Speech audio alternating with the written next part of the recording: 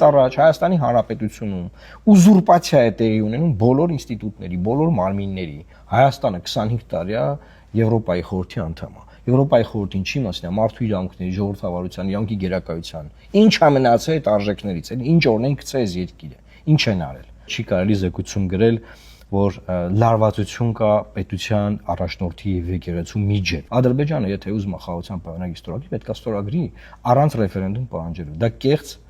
պահանջ է։ Ադրբեջանը ստացել է ավելին, քան երբևէ կարող ստանար։ Բայց պահանջները չեն դադարելու եւ շարունակվելու։ Ողջույն սիրելի հայրենակիցներ, ես գտնվում եմ Ստրասբուրգում, Եվրոպայի խորհրդում, խորհրդարանական վեհաժողովի նիստն է հենց հիմա ընթանում եւ արդեն հանդիպումից հետո կարող եմ ասել, մենք երկու համազեկուցող ունենք, Բորյանը Աբերգը եւ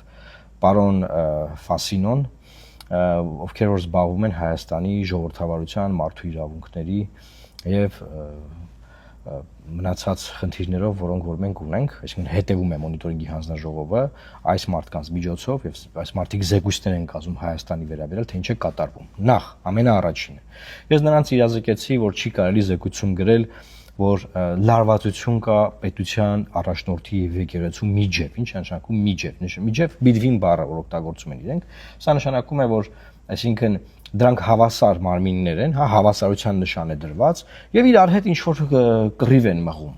Մինչդեռ օրինակ Ալեն Սիմոնյանը կամ որևէ մեկը ԿՊ-ից օրինակ խորվիրապում ինչ որ զնդանում փակված չէ, էլի եկեղեցին չունի նման լիազորություններ, որ բռնի, ասենք իշխանություններից մեկին գցի զնդանը, բայց իշխանությունները ունեն նման լիազորություն եւ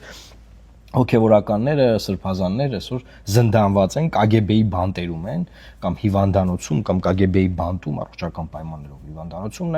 եւ այսինքն հավասարության նշան դնելը բացատրեցի, որ դա շատ սխալ բան է։ Եվ բացատրեցի, որ տեղի ունենում հետեւյալը. երկրի իշխանությունը վարչապետի գլխավորությամբ հրճակել է եկեղեցականներին, հայ առաքելական սուրբ եկեղեցուն, իրան թշնամի, հետո հրճակել է պետության թշնամի եւ պետության ամբողջ ռեսուրսը ուղղել այդ մարդկանց եւ այդ ինստիտուտի դեմ։ Ինչ է սա նշանակում։ Սա նշանակում է, որ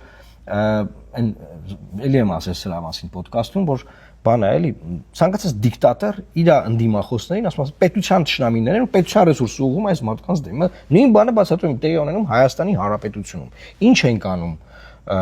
Տիկին Ամբերգ կամ պարոն Ֆասինո, այսինչ զեկույց են գրել։ Հասկացանք, մեր օպոզիցիոներները այստեղ են, իրանք ինչ որ հանդիպում ունեն,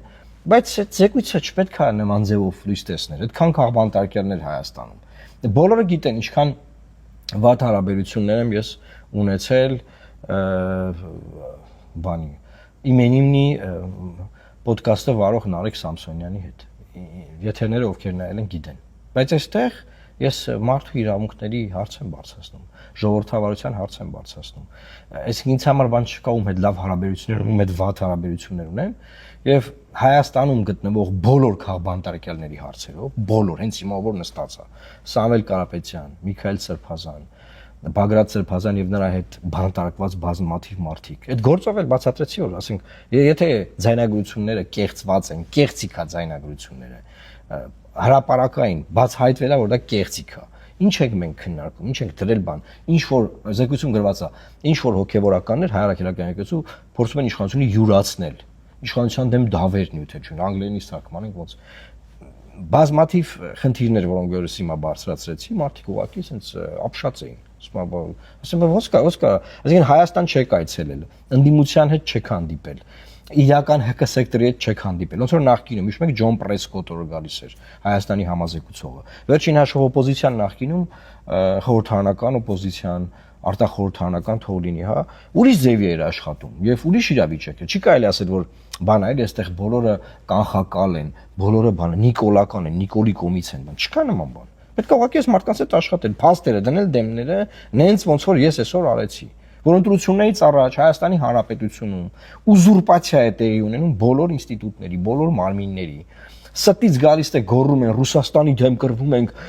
մենք բանման տարի 5 անգամ ասենք Մայա Սանդուին ուզում եք համատեք բանի Փաշինյանի հետ։ Տարին 5 անգամ գնում Պուտինի հետ հանդիպում, ինչ Ռուսաստանի դեմ կռիվ, ինչ ֆեյք հեքիաթ են ձեզ պատմում իրանց ընդդիմադիրներին բանանում։ Կեղեքում, բանտարկում, ոտնահարում մարդու իրավունքները, իրավունքի գերակայություն, ժողովրդավարություն, դատական իշխանության խայտառակ վիճակը։ Ասեմ, դատական իշխանություն Հայաստանում ամենախայտառակ վիճակում է։ Ոնց կարա բարձրագույն դատական խորհրդի նախագահը SMS-ով աշխատանքից ազատվի։ Ոնց կարա տենց բան լինի։ Դրանից հետո խոսակ դատարանի մասին, կալանքի մասին, բողոք բերեք կալանքի դեմ, ես իմ ձեռը կառնեմ ասում եմ։ Բացի այս հանդիպումը, էլի հանդիպումներ կան նաև իրավապաշտպան կառույցների հետ։ Դրան գումարած նաև ես որպես ALDE խմբի նախկին անդամ, ստեղ ALDE խումբ է գործում, որպես ALDE կուսակցության անդամ, արդեն մեծ կուսակցության ALDE-ի, եւ ես այստեղ նաև ALDE խմբի ղեկավար Լուլիան Բուլայի հետ եմ հանդիպել եւ խոսել ենք մանրամասն իմ մտահոգությունները ես փոխանցել եմ պարոն Բուլային, մեր մեծ աջակից է, միշտ մեր հարցերով մեզ պաշտպանել է, նա ռումինացի է, Ռումինիայի խորհրդարանն է ներկայացնում այստեղ, հստակ ասել եմ ինչա կատարվում։ Մարդ հետաքրքրում ասում հանրությունները ոնց են ասել, ինչ կասեմ, եղբայր այլանդակություն է տիրում այնտեղ։ Այսինքն եկես դե ձեզ ինչ են պատմում, շեքիաթներ են պատմում։ Եվ այսօր արտգործնախարարի այցը ինչ բան ունի, ասենք խորհուրդը որն է այցի, որ Հայաստանը 25 տարի է Եվրոպայի խորհրդի անդամ է։ Հայաստանը 25 տարի է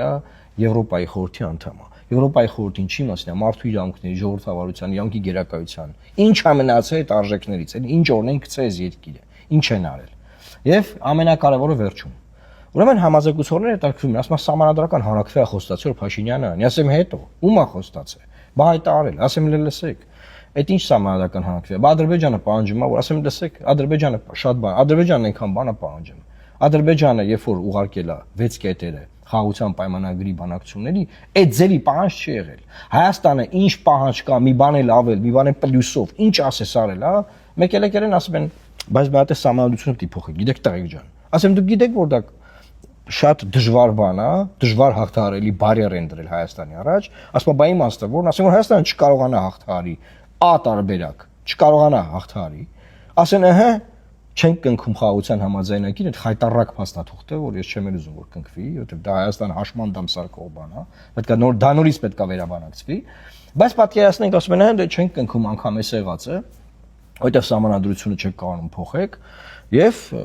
բաց ենք թողում այս անորոշությունը։ Բայց անորոշությունը մնում անորոշության դուր ու պահանջները շատանալու են մեկը։ Պատկերացնենք B տարբերակ։ Ժողովուրդը գնում է Ալիևի ասած ռեֆերենդումին մասնակցում է, Ալիևն է դե ասում է ռեֆերենդում որ պետք է անենք, Ալիևի անվան ռեֆերենդում ասում է այո, Ալիև, էս էլ ենք անում քո համար։ Ինչա տեղի ունենում։ Կարող ասեն ժողովուրդ ջան, այս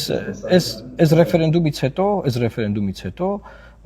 մենք այլևս Հայաստանը չենք ճանաչում, նենց ոնց որ կա, որովհետև դուք ձեր երկրի հիմնադիր փաստաթղթերը փոխել եք։ Դուք ձեր երկրի հիմնադիր փաստաթղթերը փոխել եք։ Բայց դրա մասին մտածել եք, թե չեք մտածել։ Եվ ասում եմ սահմանադրական դատարանը որոշում ունի, համազեկուցողներին եմ էլի բացատրում, որը թեման փակել է։ Ադրբեջանը եթե ուզում է խաղաղության պայմանագիր ստորագրի, պետք է ստորագրի առանց ռեֆերենդում պահանջելու։ Դա կեղծ պահանջ է։ Ադրբեջանը ստացել է ավելին, քան երբևէ կարող ստանար։ Բայց պահանջները չեն դադարելու եւ շարունակվելու։ Հենց որ այդ Ադրբեջանի հեքիաթներին ասի մի հավատացեք։ Այդ էլ մանրամասը քննարկեցինք, սա էլ ուզում եմ տեղյակ լինեք, որովհետեւ մարդիկ հետաքրքրում են ոչ միայն ներքին հարցերով, այլև արտաքին հարցերով։ Եվ ամենակարևորը, պարոն Ֆասինոն ասում է, Հայաստանի տնտեսությունը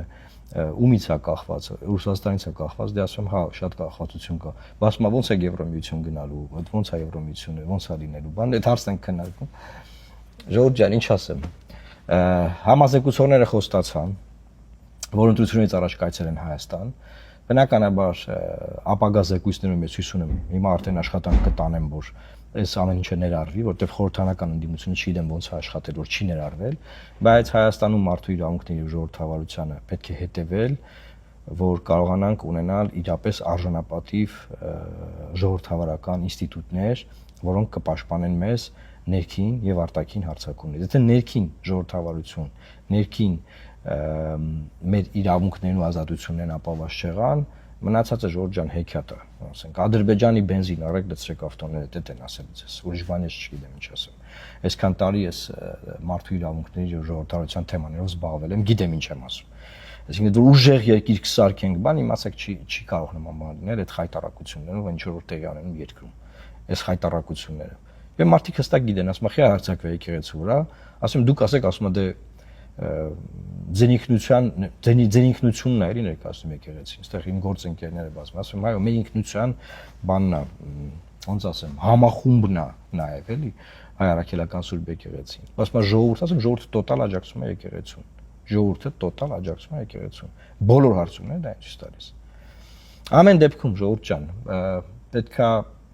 այն անդամավճարը, որ Հայաստանը հարկատուների հաշվին վճարում այս կառույցին, այսինքն ոչ ոք չմտածի, որ սա ինչ-որ ուրիշի կառույցն է, սա մեր կառույցն է, այն Եվրոպական դատարանը մեր դատարանն է, այս ինստիտուտներն ապրում են մեր հարկերի հաշվին նաև, եւ պետք է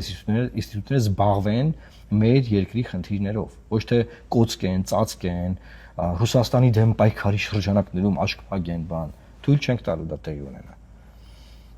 Լավ մնացեք, խնդրում եմ տարածեք այս տեսանյութը եւ Աստված պահապան Հայաստանի Հանրապետությանը։ Իմ հանդիպումները ես կշարունակեմ Ստրասբուրգում եւ կվերադառնամ։